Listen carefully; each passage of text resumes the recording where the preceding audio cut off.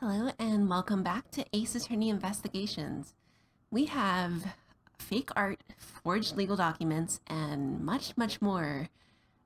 I don't know why I just said that like an infomercial, so let's just move on. All right, here we go. I guess the victim knew the real version of this was gonna get nabbed, huh? Yes, while this photo could be seen as nothing more than a simple souvenir, it was in fact taken to be used as a reference document later on. Next, Agent Hicks had to secure proof that the smuggling had taken place. He came down here to take a picture of the cargo hold. A rather empty one at that, right before the fake statue could be loaded on board. A photo of the hold missing a valuable piece of cargo would have been proof enough. After that, all he had to do was hold the Zhangfa cargo crew and arrest the smuggler. Exactly. This only goes to prove my theory. If the statue was not in the cargo hold during the Europe-Zhangfa leg of the trip, there would have been enough height from which Agent Hicks could have fallen to his death. Officer, move the statue immediately. That's not an easy task, lady. I want a thorough examination of the floor underneath, now. But Francie gets what she wants. Ms. Von Karma, I'm ready to report my findings. Go on. After moving the olive red statue out of the way, we tested the area under it with luminol and there was a reaction. I see. There was a reaction to luminol, an indication that there was blood in that spot. Can we stop looking at it now, sirs? It would seem that my deductions were correct after all. I suppose it would appear that way. The culprit cleaned the blood up well. And how do you think the killer did that? Oh, the cloth! The fancy expensive cloth. How did the killer clean up all of the blood? Where is it? World famous export of Virginia, its beautiful pattern has been soiled by blood. Take that! The killer used the bloody cloth I found inside the suitcase to clean up the mess. I see. They had a need to clean up all the blood before the plane landed in Zhangfa. Yes, because otherwise, the cargo crew would have discovered it during the layover. So you guys are saying that the murder happened before the plane landed in Zhangfa? There is no other conceivable timeline for the events of the murder. But if that is true, then that throws a certain person's testimony into doubt. If the murder occurred before we landed in Zhangfa, then this becomes highly suspect. Oh dear. See if I remember. It's been a long time since I played the last episode, actually, like 2 or 3 weeks, so I have to look back through our evidence. So wait, what were our choices? It was either Rhoda, Cammy, or Mr. LeBlanc. I know we had evidence that was, yeah, that literally says Ms. Meele's testimony. Mr. Acme Higgs was there in his seat when we took off again at 5 a.m. I don't actually think we have testimony from anyone else. I think I'm overthinking this. I'm just gonna go with, go with Cammy's testimony. Oops. Ah.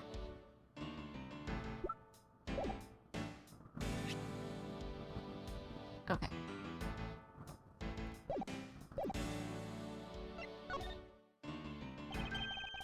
Recall Ms. Meele's testimony about Agent Hicks in regard to when we departed Zhangfa. I saw Mr. Hicks sitting in his seat at 5 a.m., you know. She claims Agent Hicks was alive at the time of the service calls, but... That totally contradicts the facts, sir. But why would she lie about something like that? I think the only person who can answer that is Ms. Meele herself. Oh, I picked a bad place to stop the last episode, huh? Let us keep going.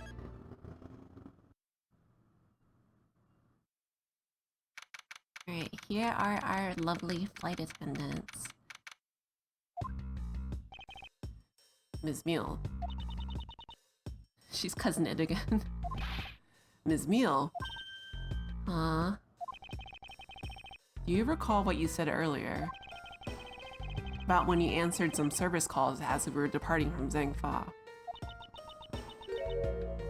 Huh? You said that Mr. Hicks was sitting in his seat at that time. However, that is simply not possible. Because Mr. Hicks was dead long before we ever touched down in Zhangfa. Oh? Ms. Cammy Meele. Maybe I didn't see what I thought I did? No one can make a mistake so large, Ms. Meele. But I make that kind of boo-boo all the time. She is so aggravating, oh my goodness. This is going nowhere. There must be a better way of resolving this contradiction. Very well.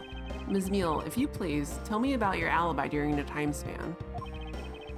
From just before we were to land at 3 a.m. and 6 a.m. when the body was found. Are you telling me I'm a suspect, Mr. Edgeworth?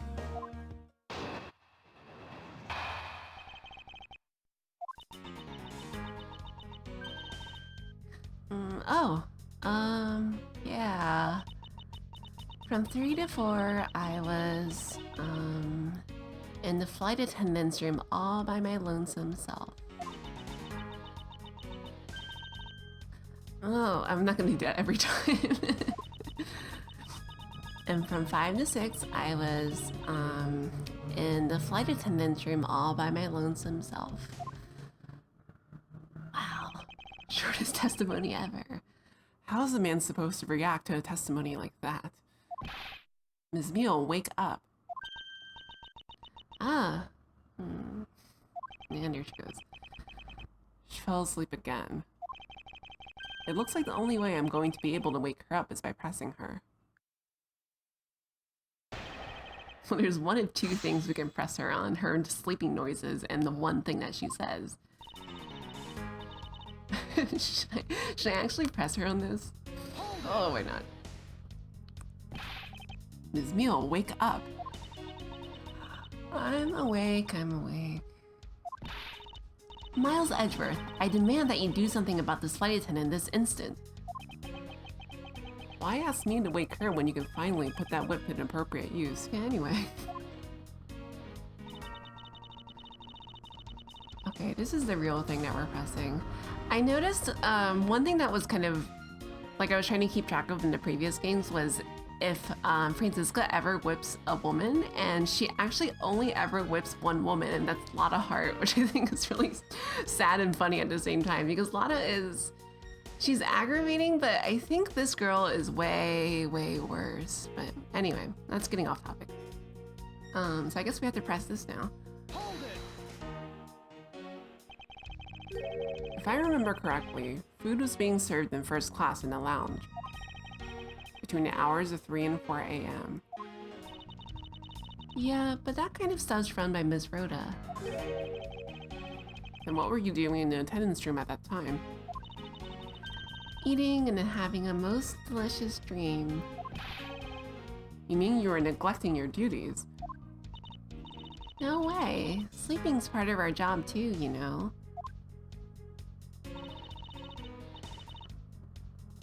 We'll go ahead and skip that. Okay, next. The one good thing about her hair being in like Cousin It mode is that it covers her chest a little bit, because oh my gosh, she just needs to, you know, get a bigger size or let that scarf down or something. Oh, I didn't mean to. Oops. My bad. I meant to press that.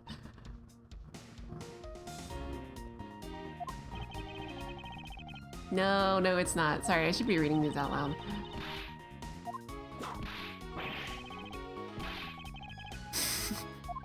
Okay, I just wanted to get back to the testimony. Yes. Okay, Miles. Okay, so we did this one already. Let's skip that, and then we'll press this.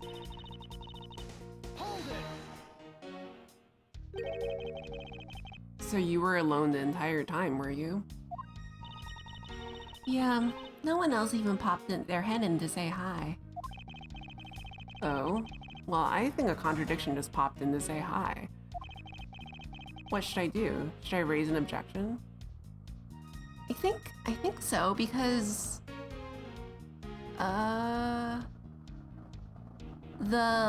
something was stolen from Rhoda's locker, right? The key to the shop area, because I think one of the things that makes Rhoda a suspect is that she has access to the shop area, and so she can get to the Mr. Firefly statue and all that stuff. Do we actually have that in our evidence, though? Oops. Okay, well, let's see. Let's see what happens if we raise an objection anyway. Oh dear, this does not look good. Ms. Meele, there's a clear contradiction embedded in your testimony. Huh? What are you talking about?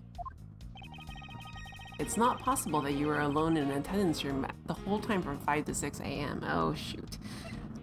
I don't know.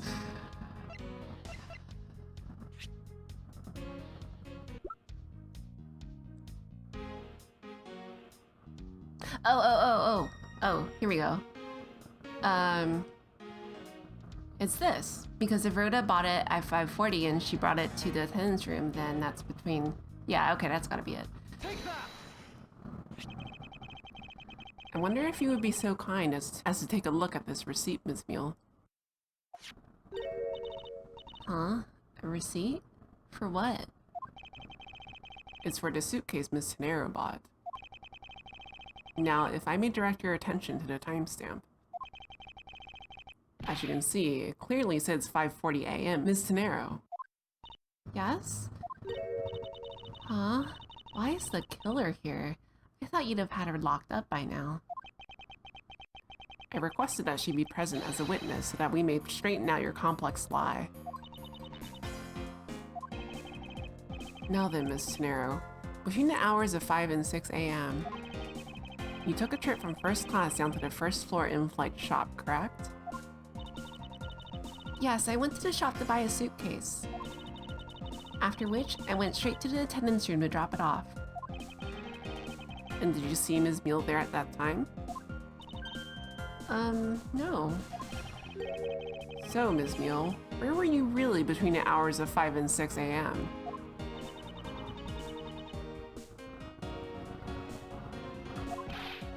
Ms. Cammy Meele. Huh? The bathroom? That's so lame. I'll be the one to ask the questions here. Yeah, maybe that's it. I probably just missed her. Nature calls, you know, for an entire hour. Do you take me for a fool? That's a little too convenient to be true. But it is the truth. Cross my heart. I don't have enough conclusive proof to counter-argue her at this stage. You don't believe me, do you? But please, won't you give me a chance and hear me out?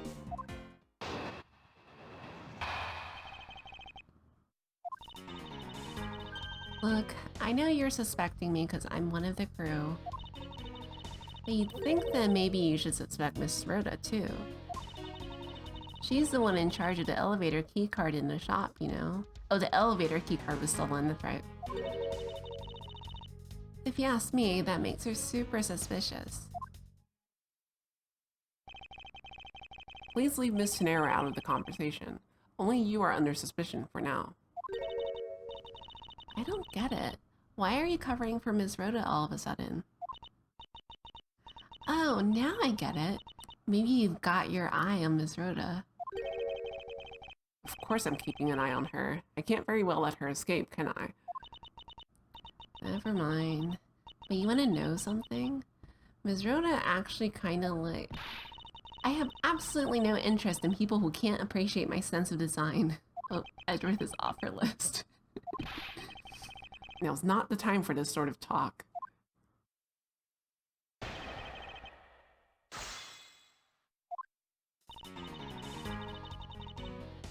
Hold it! No, it's not the only reason I have for suspecting you. Your statements regarding Mr. Hicks also turn out to be a bunch of lies. Ah, but say I wasn't an attendant. You wouldn't suspect me then, would you? Well, you wouldn't have access to an entire plane. Yes, I suppose that's true enough. Oh, I don't know how I feel about Edgeworth backing down on that. Hold it! She is already being detained for further questioning, or have you already forgotten? Oh, yeah, I guess I just forgot. Cammy, don't tell me you suspect me too. Sorry, can't help it. I mean, other than you, there's no one else who could have done it. I can't believe you would think that. I mean, me, a killer? Ms. Meele, what did you mean just now by no one else could have done it? And here's the key card. I think it has to be this. I think. And what are you in charge of, Ms. Meele? Nothing. I take care of the attendance room.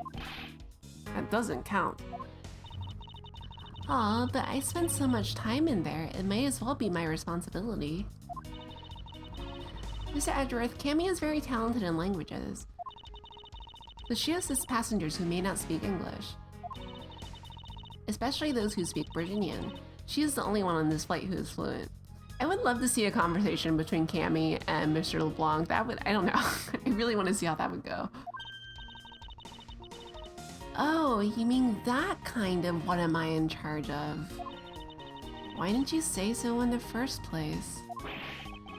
What else could I have meant?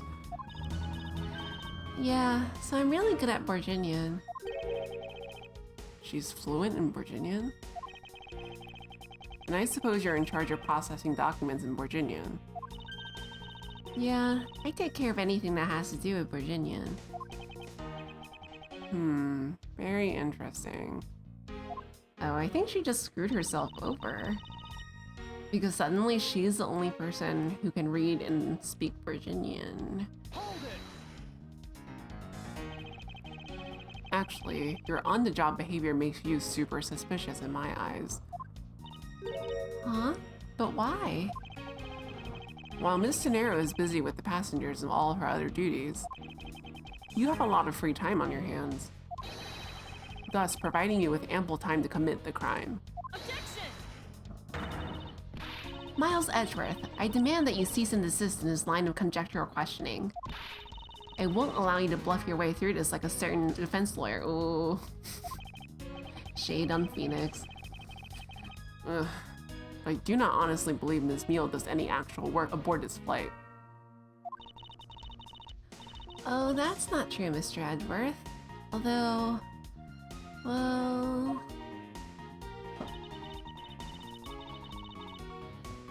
This is new. This is new, right? Hold it! So what exactly do you do as the one in charge of some Virginian stuff?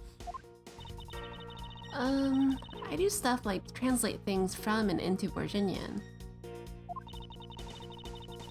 Cammy is the only member of the crew who understands Virginian, Mr. Edgeworth. Ms. Meele, I take it then that it is your job to process all the Virginian paperwork? Yeah, see, I totally pulled my weight around here. So it would appear. Perhaps I should ask her for a few more details about her work, and... Ms. Meele, it's very unladylike to push suspicion onto someone else. That's not what I'm doing at all. I'm just saying that Miss Rhoda is very sus. There you go, pushing everything onto her again. Don't get what you're saying. It must be a really abstract concept, huh? The only thing abstract here is the landscape inside your head. And we're back. Okay. Let's go back to the final slash news statement. And, okay, so she's the only one who speaks Virginian and writes Virginian and reads Virginian. Which includes documents. And, oh, the certificate was fake. Because that tricked LeBlanc into thinking his statue was real. This one? Yeah, there we go. Okay. Objection!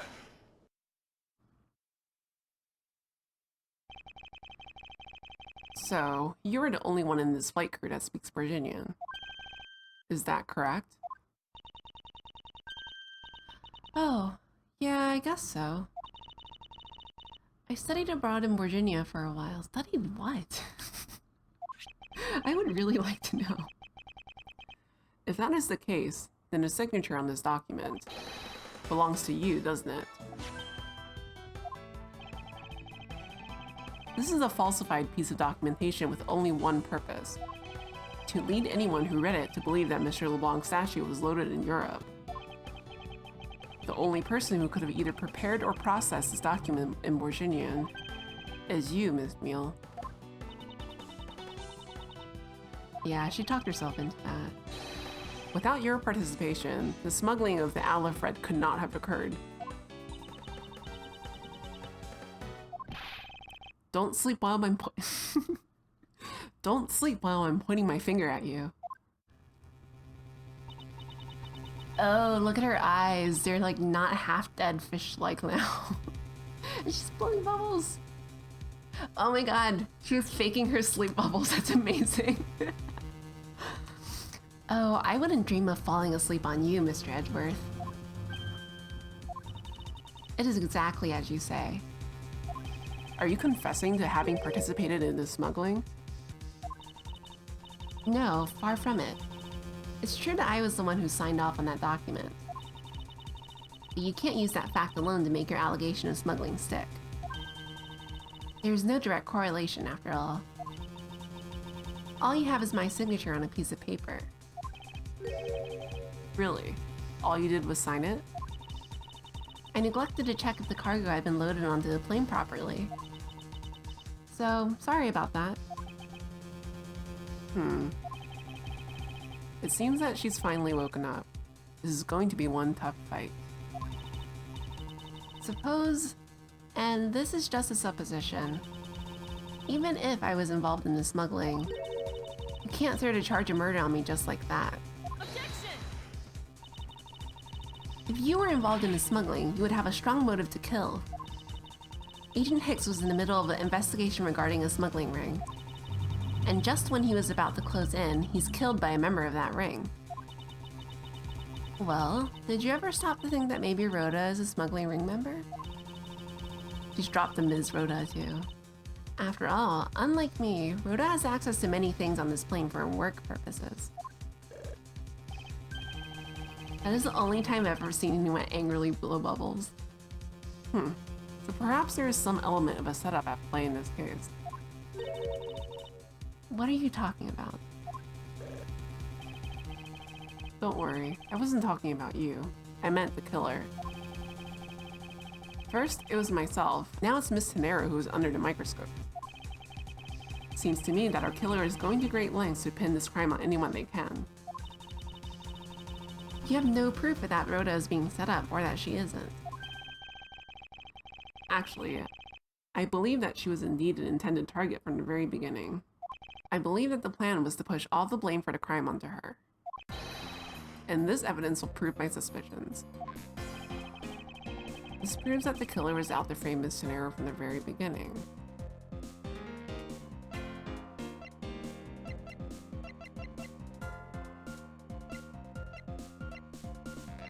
The suitcase? Because she's so attached to her suitcases and she would like use one? Okay, sorry, I have to look through all these again.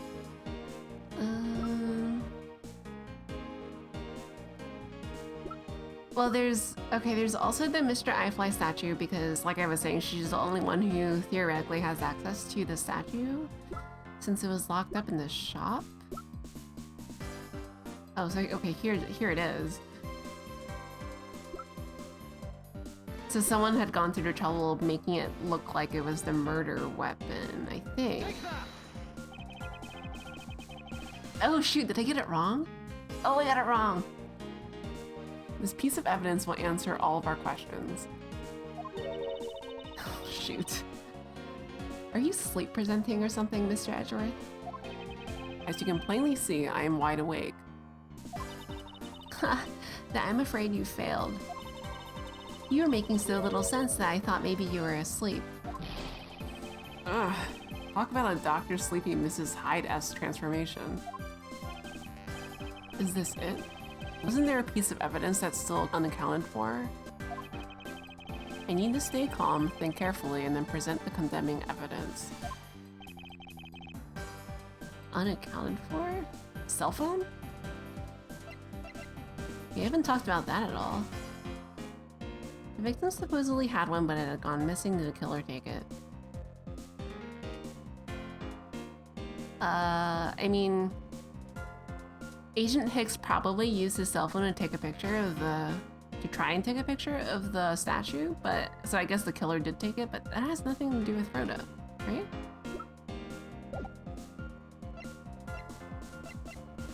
So, okay, that's out. There's also the fact that this was staged, which is similar to the Mr. Firefly thing. It's just the bigger picture. Okay, I'm gonna try this, and if that fails, I'm gonna do the suitcase. We have enough HP. It's okay. Take that. Oh my god. Nope. Okay, strike two. Oh.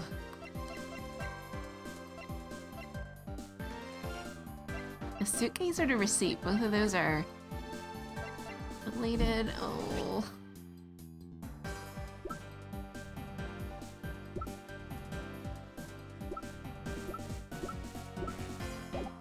Guess. Okay. Take that. Oh, I think, okay, wait, this is different. I think I got it. Oh, man. The killer could have hidden the body anywhere, and yet they chose the suitcase. Why is that? Perhaps it was to move the body up from the lower deck to the first floor. However, why go through the trouble to do so? Oh, man. Oh, she's pulling on Mr. Eyefly's head. The only way all of these actions make sense is if the killer had wanted to frame Miss Tenero for the murder. Miss Tenero buys a suitcase on every flight she works without fail. But should her suitcase be switched with the one containing the victim's body, that would put her in a very tight spot. Unfortunately for the killer, the turbulence put an end to that plan.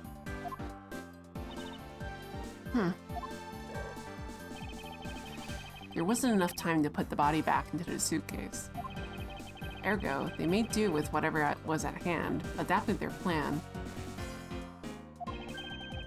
and tried to frame me as I lay unconscious on the floor from the turbulence.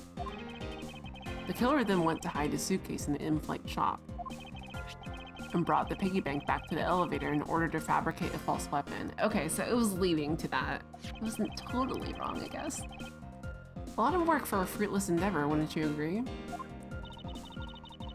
Sounds like the killer had a tough time too, huh?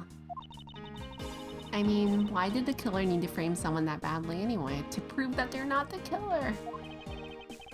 That is because of the special circumstances surrounding this particular case. What special circumstance dictated the need for the killer to frame someone?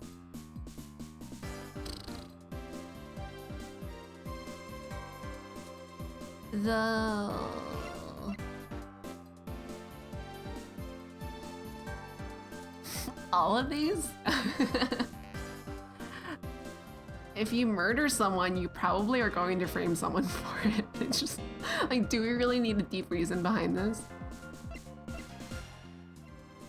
I'm not really feeling my logic today, so I'm just gonna go with one of those. Let's do where?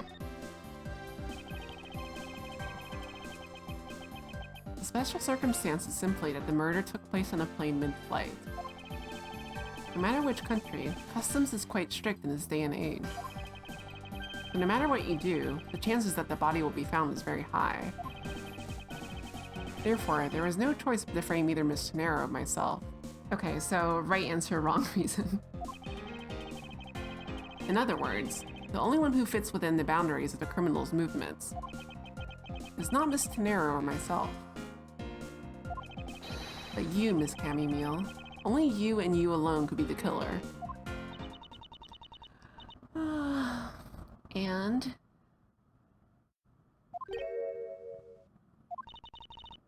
Are you done already? I was about to fall asleep again. Anyway, let's be honest here. You don't have anything on me other than a whole lot of circumstantial evidence. Ugh. I can see the outline of how the murder occurred, but I have no definitive evidence. Oh, the music is cool. And isn't there a piece of evidence that's still unaccounted for? Something that I still can't quite fit into the big picture. Now is it the phone? We've more or less covered everything else.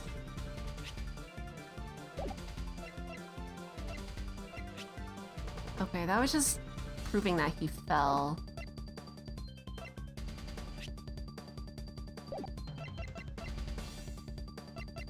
Take that! Oh, maybe? I don't have any actual evidence.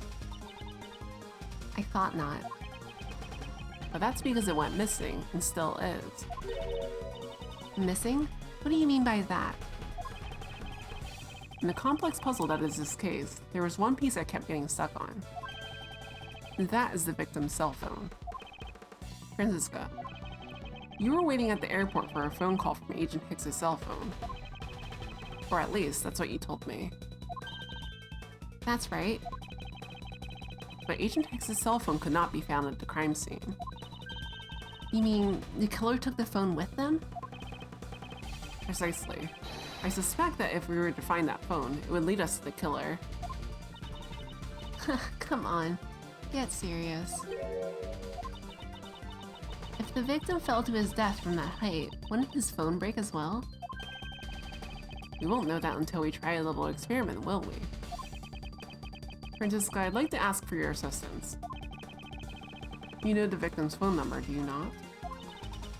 Of course I do.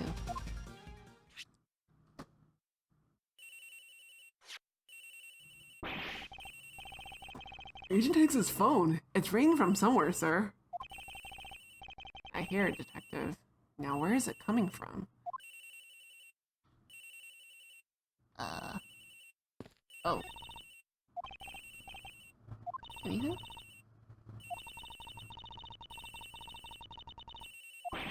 God. Yeah, this is really annoying. Is it back here somewhere? Flight attendant's room? What? We better hurry to the flight attendant's room, sir. Can I not run? Oh, there we go. Sorry. Ah, that's so annoying. He could stop. The ringing's coming from somewhere in here, sir. We've no stone unturned, Detective Gumshoe. We must find it. Oh, God. Oh, try a locker. Seems likely. The ringing's coming from in here, sir. What? No, it can't be. This has got to be the victim's cell phone. Whose locker is this, sir? Oh no, it's Rhoda's locker, isn't it? It's Miss Tenero's. What? Oh, thank God it stopped.